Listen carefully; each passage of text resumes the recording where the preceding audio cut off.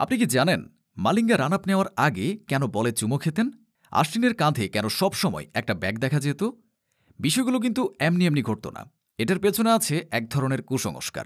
বহু ক্রিকেটার এসব কুসংস্কারে বিশ্বাসী। কুসংস্কারে বিশ্বাসী হয়ে কোনো ক্রিকেটার মাঠে নামার আগে টয়লেটও ঘুরে আসতেন। কেউ শুনতেন মিউজিক, কেউ আবার পকেটে রুমাল নিয়ে ক্রিকেট খেলতেন। বিষয়গুলো নাকি তাদেরকে সফল হতে সাহায্য করত।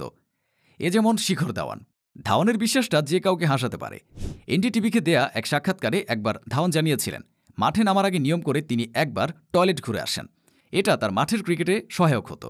এদিকে ম্যাচ খেলতে যেখানে যেতেন রবিচন্দ্রন আশ্বিন কাঁধে একটা ব্যাগ রাখতেনই। 2011 বিশ্বকাপেও তিনি এমন করেছিলেন। সেবার ভারতও জিতেছিল বিশ্বকাপ। স্টিভেন স্মিথের বিশ্বাসটাও হাস্যকর মনে হতে পারে। ক্রিকেটে কোনো ব্যাটসম্যান 0 রানে আউট হলে তার নামের পাশে ডাক বা হাঁস চিহ্ন দেখানো হয়। ফলে অনেক ক্রিকেটারই হাঁসকে অশুভ ভাবেন। আর এই বিশ্বাসের কারণে স্মিথ তার ক্যারিয়ারের শুরুতে ম্যাচের আগে হাঁসের মাংস খেতেন না। আধুনিক ক্রিকেটের অন্যতম মহারথী হলেও কোহলি নিজেকে কুসংস্কার মুক্ত রাখতে পারেননি। কোহলি নিজের সাফল্যের পেছনে বড় নিয়ামক মনে করেন ব্যাটিং গ্লাভসকে।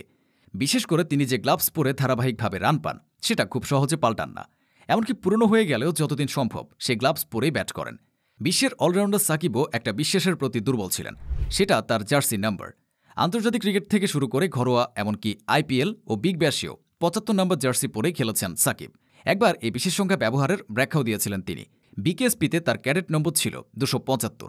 সেখান থেকে 75 নম্বরটির প্রতি দুর্বলতা তৈরি হয় সাকিবের। শ্রীলঙ্কার স্পিড স্টার লাসিথ মালিঙ্গার বিশ্বাসটি বেশ অদ্ভুত। রান আপ শুরু করার আগে তিনি হাতে থাকা বলকে ঠোঁট দিয়ে স্পর্শ করতেন। এমন অভ্যাস সম্পর্কে এক সাক্ষাৎকারে মালিঙ্গা জানিয়েছিলেন, এই ক্রিকেট বলের জন্যই আমি সবচেয়ে বেশি সম্মান পাই।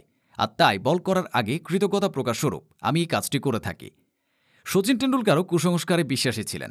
ব্যাটিংয়ে নামার আগে ভারতীয় এই কিংবদন্তি বাঁ পায়ের প্যাডটি আগে পরতেন। শচীনের ধারণা ছিল বাঁ প্যাড আগে পরাটা তার ভাগ্যের জন্য সহায়ক। এছাড়া তিনি যে ব্যাটে রান পেতেন সেটা কখনোই হাতছাড়া করতে চাইতেন না। সাবেক অজি কাপ্তান মাইকেল ক্লার্কের বিশ্বাসটা ছিল অন্যরকম। ম্যাচ শুরুর আগে তিনি গান শুনতে শুনতে মাঠে যেতেন।